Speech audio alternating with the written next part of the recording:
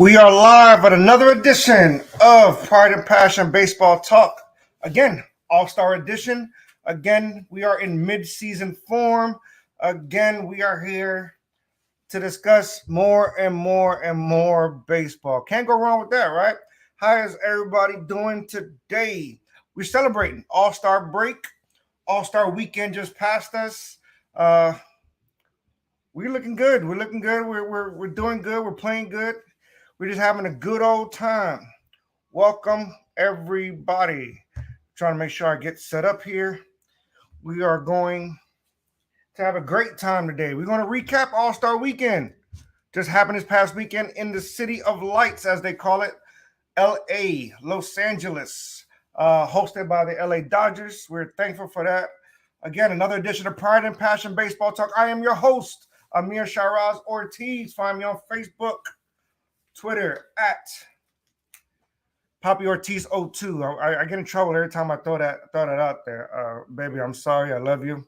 But the username is just a username. Just that I am retired in so many ways, baseball included. All right. Well, let's do this. Since we're talking about the All-Star break this past weekend. Again, like I said before, in LA. Where are we at? Here we go. Look at this. American League wins again. That makes it 8 straight in a row that the American League has defeated the National League. It's bad. It's like when the NFC East kept beating the Buffalo Bills, right? Over and over again. It's just repetitive. The American League is just going to beat up on the National League. And that's all they've been doing. You know, it's crazy. So we're thankful. As you can see, I'm repping my team. I usually put on my blazer, my jacket. My point of as you say, my suit and tie per se. You know, my feng shui.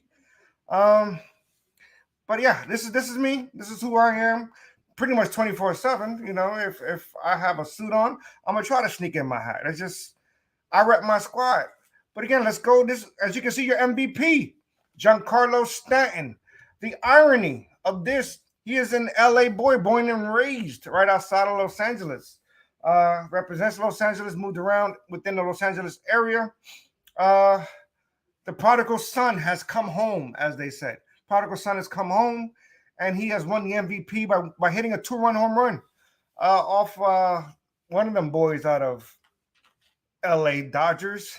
Sorry, Jimmy. Gonsolin, right? It was Gonsolin that was pitching. Yeah, he sure was. Gonsolin Tony Gonsolin gave up 3 runs, 2-run home run to Giancarlo, a solo shot to Byron Buxton.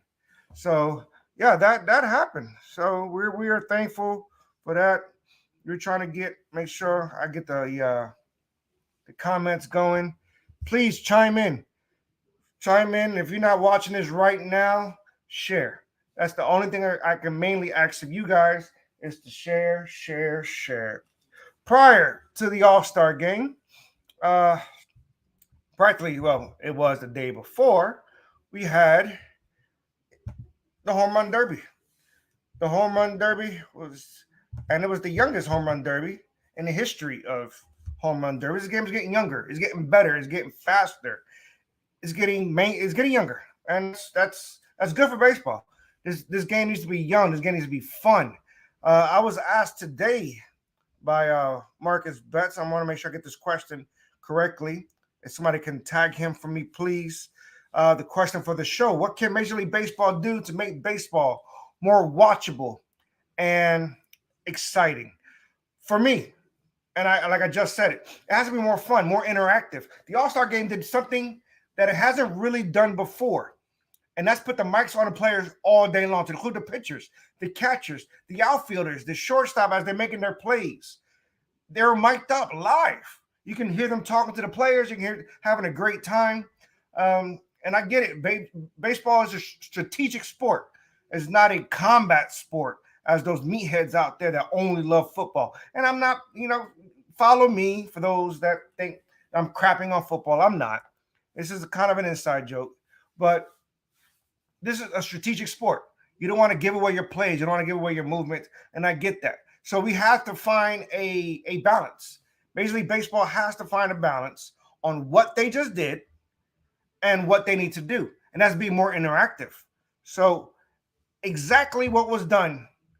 Yes, 2 days ago, Tuesday, when Alex Manoah, the pitcher for the Blue Jays, was asking the announcers, "Hey, what kind of pitch do you want me to do? What kind of what spin in outside?"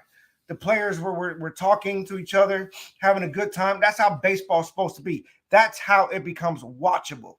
Have the picture up here, Juan Soto. There's a lot of drama surrounding Juan Soto, right? This last few days, which is insane to me. Juan Soto rejected a 15-year, $440 million contract. And I get it's not going to make him the highest paid player yearly. It's not going to make him top tier as far as financially, which he's probably looking for. But the Washington Nationals have a lot of issues backstage. And no, I'm not talking about the aforementioned Redskins or the Washington football team. I'm talking about the Washington Nationals. There's a lot of, for some reason, there's a lot of issues in that area. Whether it's the football team, whether it's the baseball team, whether it's the government, I'm just going to throw it out there.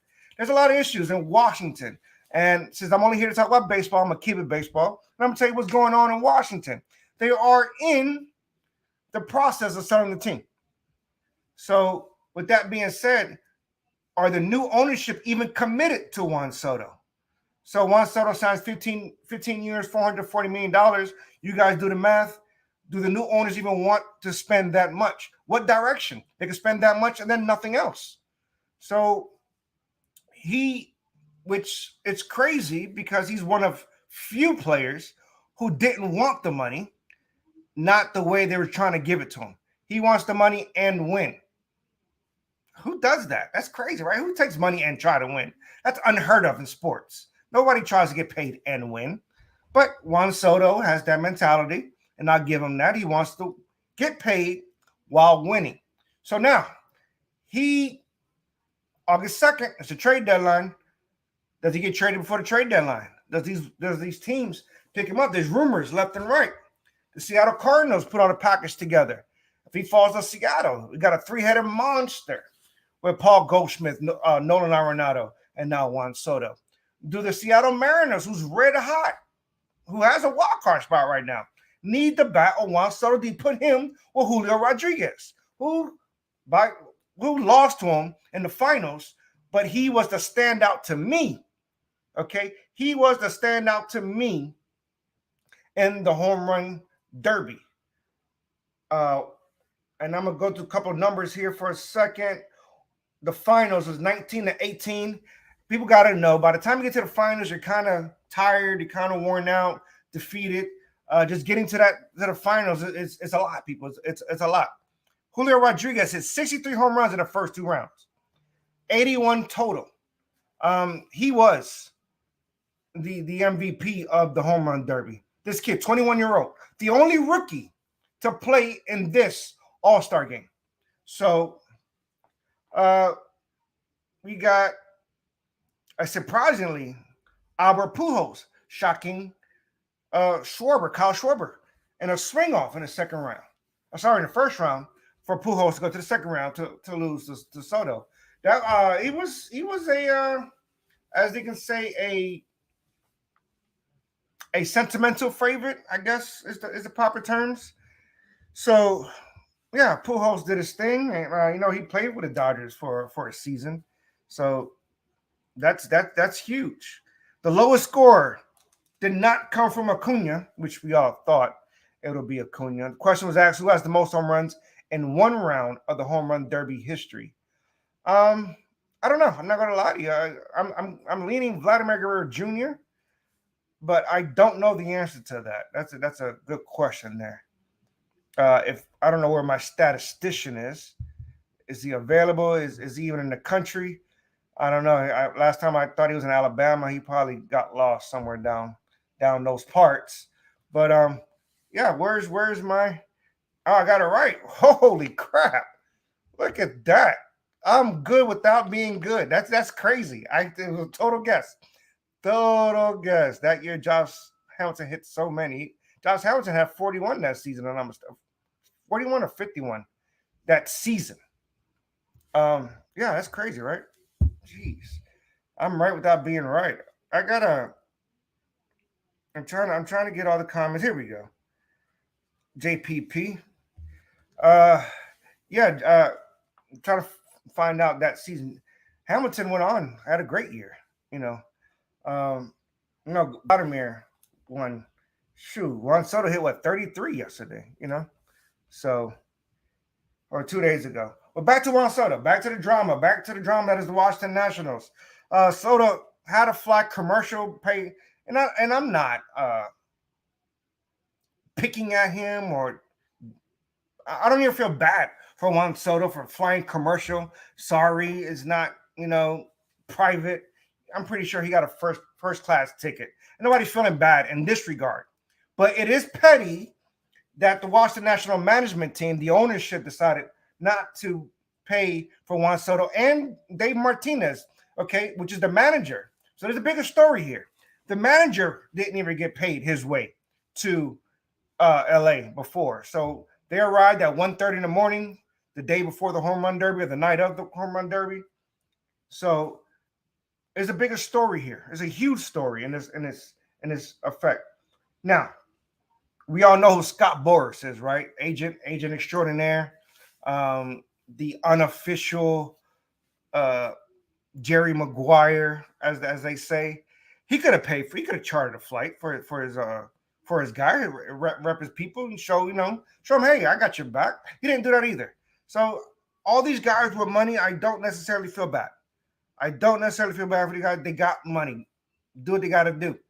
But if you can't back up your player who won't sign that contract, it shows huge that you don't have your players back. There's a lot going on in Washington. And I don't mean Daniel Snyder. I don't mean the presidency or Congress or what is going on.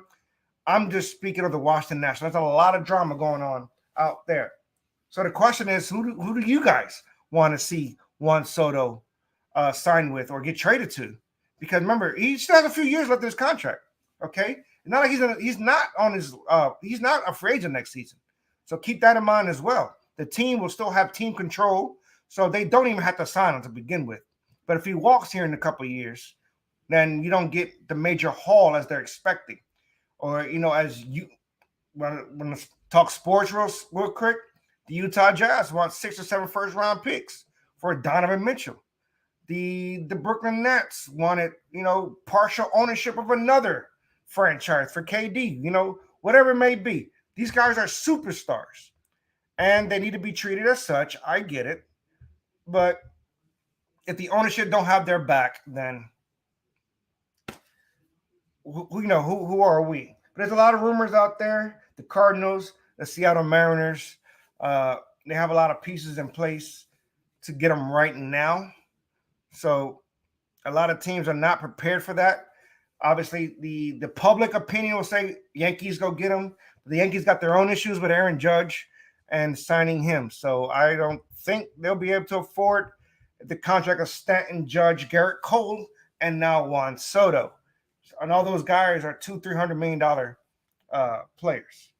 And I'm trying to make sure I stick to the numbers and I stick to the news of this past weekend.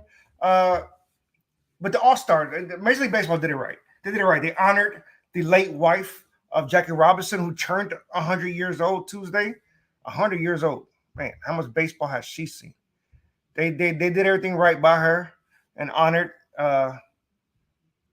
Raquel Robinson, I believe it is. And forgive me if I don't get the name right. But yeah, 100 years old. They honored her. Amazing. Great job on Major League Baseball. Mookie Betts says some words. Great job honoring Jackie Robinson's wife, who just turned 100 years old. It's definitely a blessing. And as a baseball fan, I applaud Major League Baseball. Who I don't applaud in the same breath, is the commissioner. Major League Baseball commissioner. You would think Roger Goodell was running Major League Baseball the way he talked this past week. He and I quote, says that the minor league baseball players are living a living wage, or they're getting paid a living wage, excuse me. End quote. I looked it up. Players are getting paid $1,980 a month. I don't know what state or country he's in or he came from. That is not a living wage. My gosh, what is wrong with these? $1,980. Yeah, people like me can't live off of $1,980, and that's with everything paid for. I don't know what the commissioner was thinking, but yeah, that's not cool. But they got everything else right. I wish the commissioner would just shut the heck up and not talk. But they did everything right this All-Star week, and even the celebrity softball challenge, the futures game, all that was played Sunday night. And Bad Bunny, the superstar extraordinaire music talent from Puerto Rico, brought up Vladimir Guerrero Sr. to pinch hit from, who in turn turned around and brought Big Papi David Ortiz to pinch hit for him. It was an homage, in honor of past legends. So they did everything right. And WWE The Miz, not see, I was watching Miz and Mrs. WWE The Miz ended up being the MVP of the softball, Major League Baseball celebrity softball game. So hats off to that. But again, Major League Baseball did a great job this past weekend. Also, this week, a lot happened this weekend. A lot happened this weekend. This weekend as well, we had the Major League Baseball draft. Yeah. So as you can see, I just put the top five guys there. 1 and 2 is definitely something worth mentioning or talking about their lineage. Excuse me, sorry. Rachel Robinson. See, without knowing, I got it right. Rachel Robinson. See, I knew her. Jackson Holliday, the son of Matt Holliday, went number 1. Now, by the Baltimore Orioles, excuse me. As you can see on the screen, Jackson Holliday was number 1. He is committed to Oklahoma State.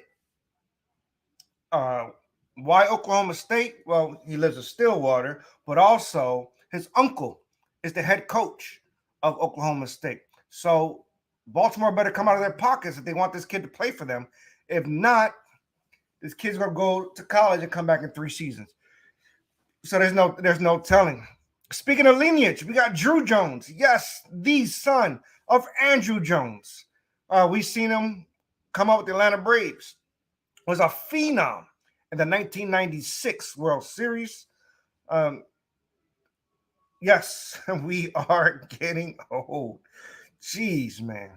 Andrew Jones, number 2. He is not committed to college. This guy is definitely joining the major leagues. He knows where he's at, where the money's at. Drafted by Arizona Diamondbacks. I looked it up. If I'm wrong, somebody please correct me. He is not signed on or verbally committed to any college right now. So it looks like Arizona is going to have him in the minor leagues after the season. And so we might see him in high A, see how the kid plays. He's what we call a 5-tool player, hitting, defense, throwing, running, all the tools he can. He was projected to be number 1. He was projected to be number 1, as many had touted him to be number 1. And I'm going to skip number 3 for right now, but number 4, Mr. Johnson there, he was projected to be number 1. So he dropped down to the Pittsburgh Pirates. So they got a steal of a pick at number 4 there. Going to number 3, Kumar Rocker. Yes, this name is very familiar in the aisles of baseball. Why? How? He was drafted last year. He was drafted last year to the Mets. Yes, at number 10. He was drafted last year. So what happened? Why is he back here? The Mets did not sign him. There's also a time period. You got to sign the free agents, people. For those you don't know, you can get drafted and you don't have to play for your team. 2 ways. Not get signed by the team or re-enter the draft by playing in college. But if you go to college, you have to wait 3 seasons. For those of you that don't know. So Kumar Rocker is not going to college. He didn't go to college. Well, he did. Sorry, he did go to college. Got drafted, was playing in an independent league. Excuse me. Then drafted number 3 to the Texas Rangers. Right now, he's clocked at 99 miles per hour fastball. His slider is 70 grade, as they say. He should pass his physical. That was an issue the Mets had. They said he didn't pass his physical. So that's why they didn't sign him, because when you get picked a top 5, even more than that, honestly, these bonuses start coming in. So the Mets didn't want to shell out a bonus to a guy who's potentially hurt. And I guess he was. He was just hurt. So this weekend had a lot going on. Yeah. So there's that. We have the draft. We have the celebrity softball challenge. We had a futures game, where highly touted future prospects played and showed out in front of everybody. We had the home run derby, and we had obviously the All-Star game. Baseball is back today, though. They only had a few days to rest. The Yankees are down. They played the Houston Astros. They're nemesis. These are going to be rivalries for a very long time. Trust me, nobody talking about the Red Sox anymore. They're not even worth it. We're talking about the Astros and Yankees. That's the new rivalry. Why? Because as good as the Yankees are and have been, for some reason they can't beat the Astros. And that's a problem, because the Astros have pretty much eliminated them every playoffs for the last 5 seasons, at least 5 seasons. Okay? So that's a problem. I remember being in Korea 2015. They lost. Yeah, they lost to the Astros as well. So, yeah, it's tough. So we're in mid-season, right? We're in mid-season. Let's see where your team stands in mid-season. Now I'm only going to put up the playoffs. These are playoff standings, okay? Because I put on the regular standings, and we're going to be here all night, and we don't want to do that. Nobody wants to be here all night other than me to talk about baseball. All right? We got the Yankees obviously leading the way at 64-28. Now, all of this is before today. These are the stats halfway through the season. So if the game ended this morning just like the Yankees did, they would have beat 64-29, which they are. That's okay. Houston Astros have 60 wins when they won this morning. So don't want to cheat anybody. Want to keep up with the current events, the current news, and sure did. You got the Yankees, Astros, and the Minnesota Twins are the division leaders. And we have the Rays, Seattle Mariners. I'll talk about them here in a second. And the Toronto Blue Jays. They will all clinch wildcard spots if the season had finished today or this weekend or mid-season. You can pick any day this week. It's up to you. It's whatever. Who didn't make the postseason is the Boston Red Sox. Oh well. Not crying for you guys. That's just me. That's just who I am. Nothing personal. But I can't wear these colors or team and then favor. I'm not officially a media member, so I cannot be biased. But if I am, I will be. Devastating injury to Chris Sale. As bad as I want a team to lose, I don't want nobody to get hurt. Devastating injury to Chris Sale. Line drive back to his hand, broken pinky. He will be out indefinitely. But yeah, these are your standings. As you can see, Boston, Cleveland, Baltimore. Yes, the Baltimore Orioles. Now imagine if the Baltimore Orioles at 46-46 were playing in the Central, there will only be 3 games out of first place. That is crazy to me, as everybody in the American League East is 500 or better. So say what you want about Baltimore Orioles, but they're still in contention for a playoff spot, which they haven't been in God knows when, God knows how long. It's crazy. So these are your American League American League playoff standings. Let's get to the National.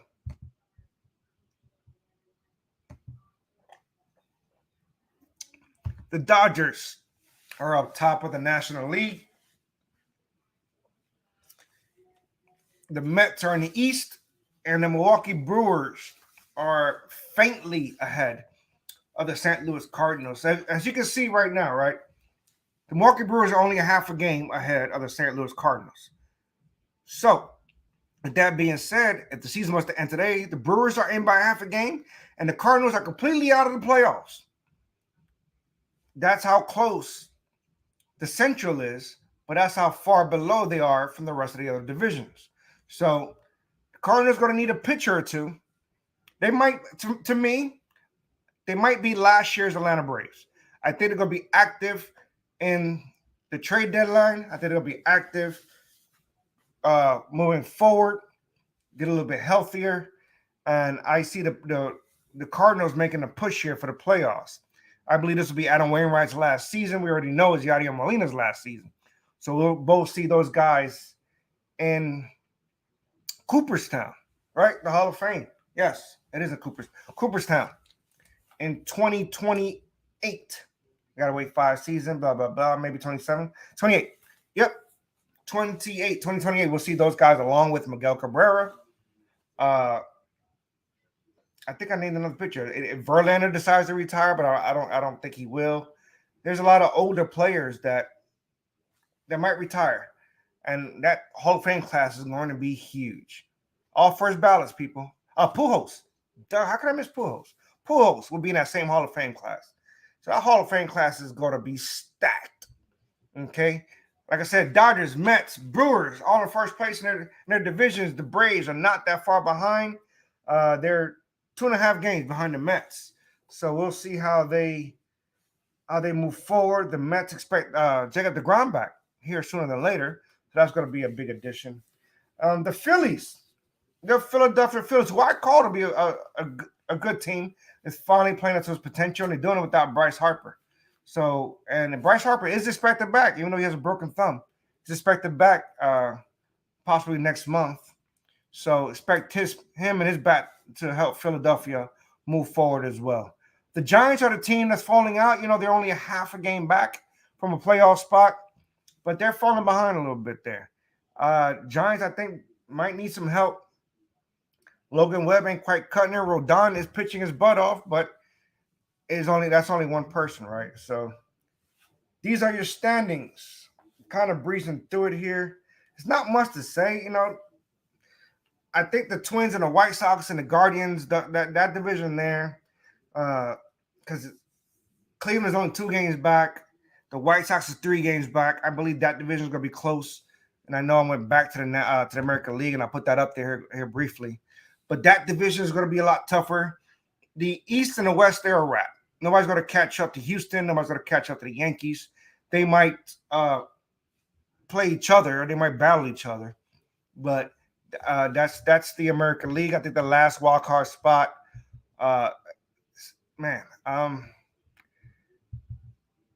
Since I'm on the subject, I want to throw this up there. No team has won 14 games in a row prior to the AllStar break. I want to throw that out there so you guys know that this team is hot. They're super hot. Julio Rodriguez is not the only guy on that squad who's hot. You know, they got Ty France, who is an afterthought all-star. We just talked about it. Right? Drew a blank there. Sorry. Hitting the ball. Shortstop, JP Crawford is doing his thing there. So they have talent, but I think they need somebody the likes of Juan Soto to put them over, and they may not catch it. And it's crazy because you can go, I got it right here. You can win 14 games in a row and still be 9 games back of the Astros, which is insane to me, you know. But they have a tough schedule coming up, though. Mariners do. And I did write it down somewhere. They got 12 games. Yeah, 12 games coming up. 6 against the Astros, 6 against the Yankees coming up in the next 3 weeks. That's going to test their mettle. That's going to test what kind of grit this team has. Are these guys for real? So Seattle better do something now and not wait for the All-Star break, because if they play 6 games against the Yankees and 6 games against the Astros, that 14-game winning streak is going to be forgot about. Okay? And yeah, they're potentially right now in a playoff spot, But the American League East is going to be tough to move. With the Blue Jays, the Tampa Bay Rays, and the Boston Red Sox. Heck, even the Baltimore Orioles. They're not an easy layup anymore. So see what you got. You went 14 straight and 22 out of 25, mind you. So they had a hellacious June and July to get them here. They have played their butts off. Pitching has got them there as well. Robbie Ray, So let's see what these guys got. Are they enough? Do they have enough to stay in contention? We're in mid-season form here, so let's talk about who to watch in the MVP race. Who are we watching the MVP race? Obviously, I can tell you right now my opinion, but if it was to end right now, I'll give it to Aaron Judge and Paul Goldschmidt. Okay, that's just me.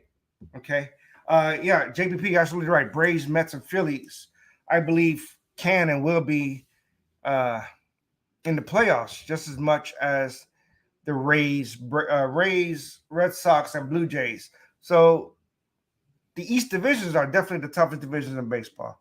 I would like to see Seattle break that up, obviously taking the Red Sox spot. But when one man can hope, right?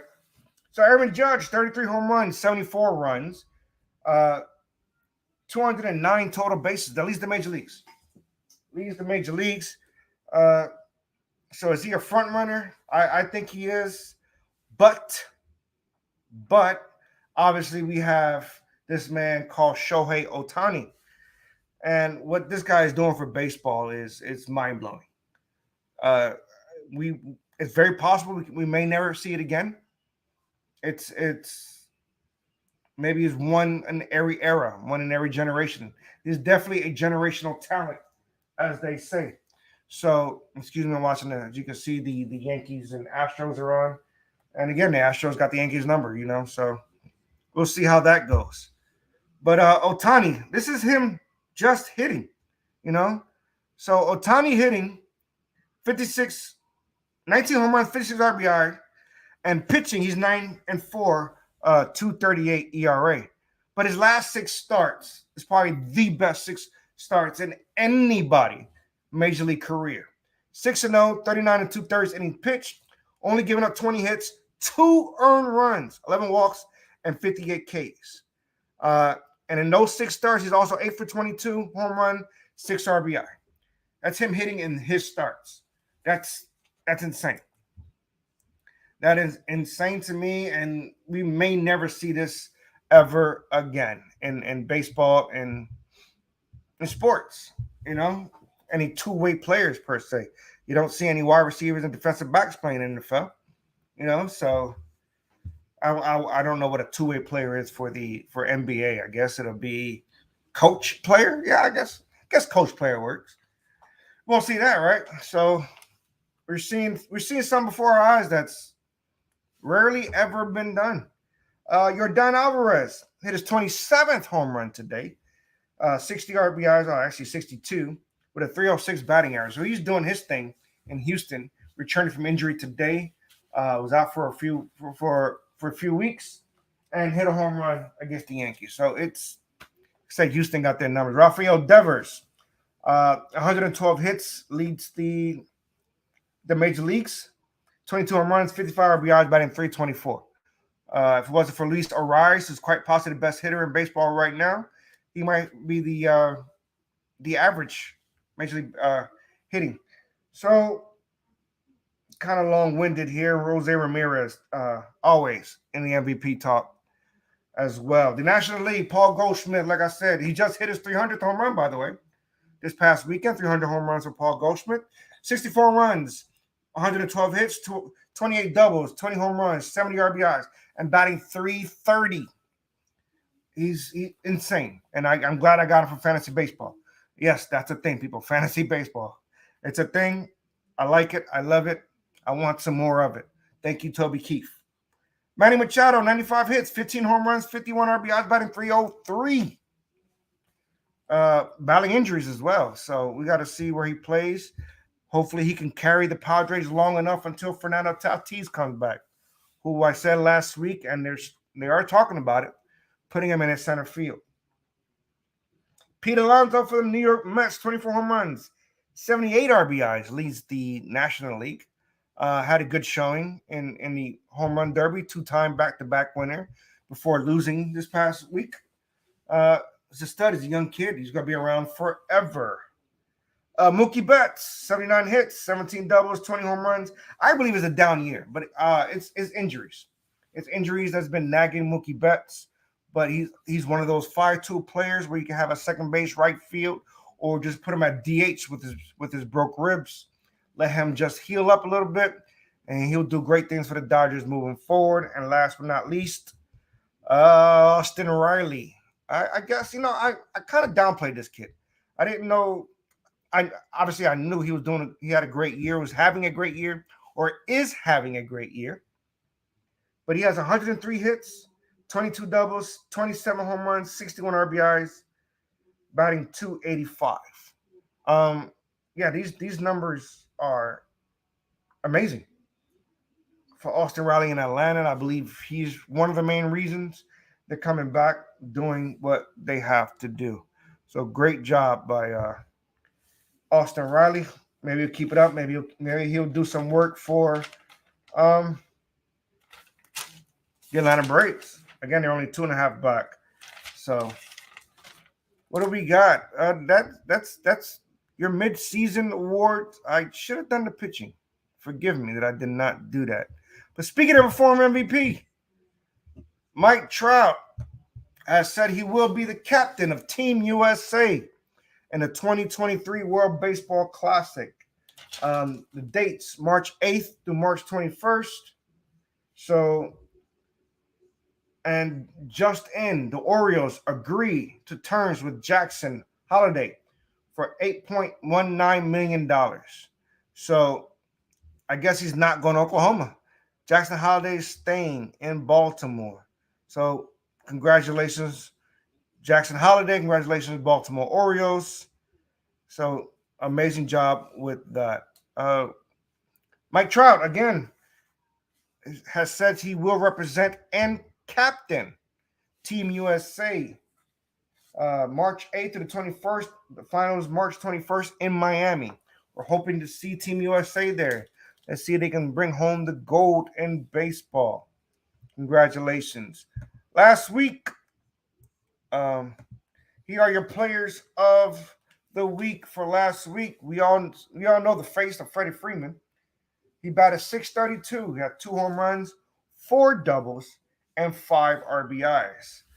So great job, Mr. Freddie Freeman. The second time this season, he was voted as player of the week. And in the American League, yes, Matt Mustache Pete Carpenter. 6 for 15. Batted .400, 3 home runs, 2 doubles, and 12 RBIs. A quick fun fact about Matt Carpenter. He is only the 4th Yankee in history. Now, we're talking about the lineage of the New York Yankees, right? We're talking of the greats. And we can even talk about the present. We're talking about Aaron Judge, Giancarlo. We're talking about the recent of A-Rod and Jeter. We can talk about the World Series Yankees, where it came to Bernie Williams, Jorge Posada, Derek Jeter. We can go before that, Don Mattingly, who was a great. But only 4 Yankees have 7+ RBIs in 2 games in the season, or twice in the season, I should say. And that is Joe DiMaggio, Lou Gehrig, obviously the great Babe Ruth, and now Matt Carpenter. That's insane to me. Yeah, St. Louis cut him. The Texas Rangers signed him, and before they cut him, the Yankees made a small trade. And for some reason, he's there. He's doing his thing. I wish they wouldn't overuse him. He is a spark plug, as they say. I don't think he should be an everyday starter, even though as good as he is. I hope the Yankees don't overuse him. Let him just be comfortable coming off the bench, getting the spot starts, doing what he has to do to support, to be a supporting cast. So, but Matt Carpenter, geez, what do you say to a guy that just doing what he's doing? You know. Um, yep. And okay, so that pretty much wraps up our show. I want to make sure I don't miss anything. I'm not starving for time. I am one of few who trains to standard, not for time. Joey Gallo, man, for $7 million, they obviously brought him back. In Major League Baseball, it's kind of cheap to get a former All-Star who's still in his prime as far as the age. And I'm reading the questions here, but he is not. He is not. I guess New York worthy. Not a lot of people can come to New York. We've had studs coming in and out. I remember Javier Vasquez came from the White Sox, or did he? And he was in contention for the Cy Young, and it came to the Yankees and crapped the bed. A lot of people can't play in New York. I don't know if it's the New York media, New York fans. I don't know, but I am gonna go straight into my story time. I want to make sure I get this right because there's a little bit, not a lot I got to say, but it's enough. And it's spirits of the new documentary that ESPN has put out. For those of you that don't know, they put out a documentary. Remember they got the Man in the Arena. They did the Last Game for Michael Jordan. That was the title, right? I believe it was. The Man in the Arena was Tom Brady. Now they did a documentary that started the night of All-Star night, and that is Derek Jeter's The Captain. So obviously I'm a throw in some captainy facts, I guess. But like usual, if I'm gonna say my story, I'm gonna say a little bit about myself. The time is May 29th, 1995. I don't know what you guys are doing in 1995, but I was a sophomore in high school. One of my best baseball seasons was in 1995. I did really well. I too was named captain of my squad, even as a sophomore. Playing baseball in New Jersey. I was not running the streets. I was focused. On playing baseball. And I wrap up the show. May 29th, 1985 was Derek Jeter's first big league game. A lot of people say, no. He was 1996 Rookie of the Year. He played 15 games in 95, starting in May 29th. And George Steinbrenner did not believe in said Derek Sanderson Jeter, for those of you that don't know. Not only did he believe in George Steinbrenner, wanted to trade him. There was a trade in play, or not, he didn't want to trade him. Sorry, I misspoke. He didn't want to bring him up for the minor leagues. So much that, in fact, that there was a trade in place to send Mariano Rivera. Another home run by the Astros, by the way. There was a trade in place to send Mariano Rivera to the Seattle Mariners for Felix Fermin. Now, we probably wouldn't have known a Mariano at that time. He wasn't the phenom that he was. He was a setup man for John Wetland. So, but there was a trade in place for Mariano Rivera to be traded to Seattle for Felix Fermin to play shortstop because George Steinbrenner did not believe in Derek Jeter. So, in 1995, when he played those 15 games, he didn't show enough that he couldn't do more. Tony Fernandez was the shortstop. He finished out the year. The Yankees did make the playoffs. Jeter did not make the playoff roster, so he was declared a rookie in 1996. He went on to win the Rookie of the Year that year. So in 20 years of Derek Jeter's career, 3,465 hits, 544 doubles, 260 home runs, 1,311 RBIs, and a 310 batting average career-wide. He had 14 All-Star games, 5 Gold Gloves, AL Rookie of the Year. And just imagine if Brian Cashman was the assistant general manager at the time, didn't believe in Derek Jeter. He was the one that puts for Jeter. The scouting department puts for Jeter. Old man George Steinbrenner said, not me. He's not a kid that I want leading the New York Yankees. And not for those of you that don't know, the Yankees just don't name a captain. They don't. You know, from Thurman Munson to Don Mattingly to Derek Jeter. He's not a captain. I believe if and when the Yankees sign Aaron Judge, who probably will be the next one named.